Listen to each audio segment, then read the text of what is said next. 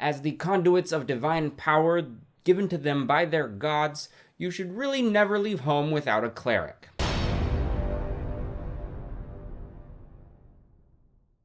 Hey fellow Game Masters, I'm Richard Quiner. Welcome back to the Daily D20, your daily dose of all things tabletop role-playing games, where I'm helping you build your world and master your game. If you like the content on this channel, I invite you to subscribe and hit the bell icon so you can know when my new videos go up every single day. Today is another Spell Slinging Saturday, so of course we're talking about another spellcasting class from Dungeons & Dragons 5th edition, and this time it is the Cleric. Of all the spellcasting classes out there, I firmly believe Cleric is one of the few that you definitely have to have in your adventure party. So, now, clerics are kind of like priests. They have a religious basis that then drives them to follow a life of adventure. Sometimes, depending on the player, of course, you'll find clerics that are more about the missionary experience and teaching people the good word of their deity, whatever that deity may be. And of course, because they get their power from the divine, clerics have a lot of spellcasting rules that are a little bit different than the previous classes we've gone over. More often than not, a cleric is kind of seen as the party healer. Even though a cleric can do a lot more than heal,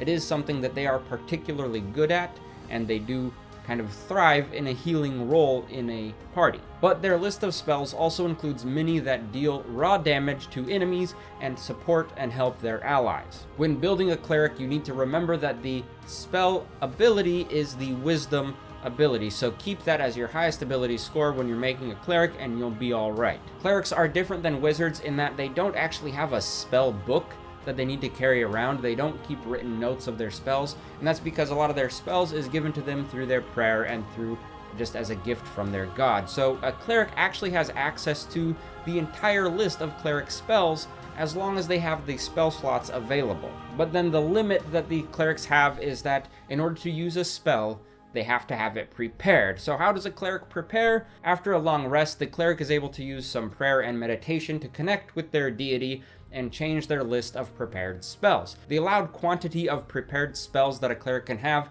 is limited by their cleric level and wisdom ability modifier. So if you have a level 4 cleric and they have a 16 ability score on wisdom, that will give them a +3 modifier.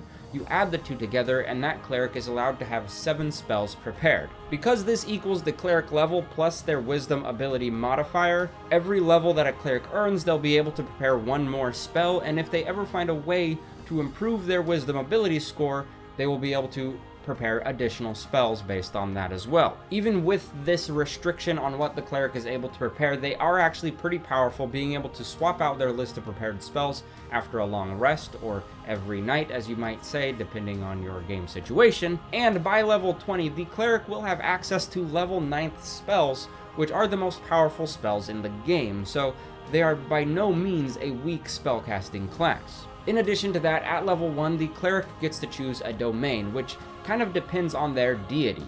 A domain is something that a deity watches over. For clerics, the basic domains that they have access to are things like knowledge, life, light, tempest, trickery, war, nature. What does this divine domain give to the cleric? It basically gives them free spells that doesn't count against their list of prepared spells. So when a level 4 cleric has 7 spells prepared based on their cleric level and their limitations of the class, in addition they get 2 more that just comes to them from their domain. And the other bonus that clerics get on top of that is the thing called Channel Divinity, which basically just gives them more powerful spells that they can use without needing a spell slot, and they're able to do this once per short or long rest. So it's something that's really powerful. If you get in a fight and the cleric has to use their Channel Divinity spell, which they do get options about their Channel Divinity spell, then they just have to take a short rest to recharge that use and be able to use it again. Right away, that's much better than other classes that have to use a long rest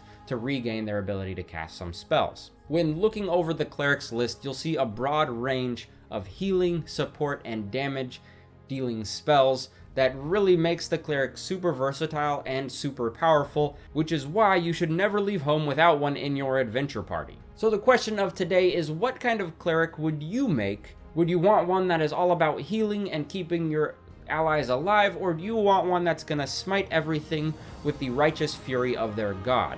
let me know in the comments below. If you like this video, go ahead and hit the like button, and if you like the content on this channel, hit the subscribe and the bell icon so you can get notified when the new videos go up every single day. And as always, I'm Richard Quiner.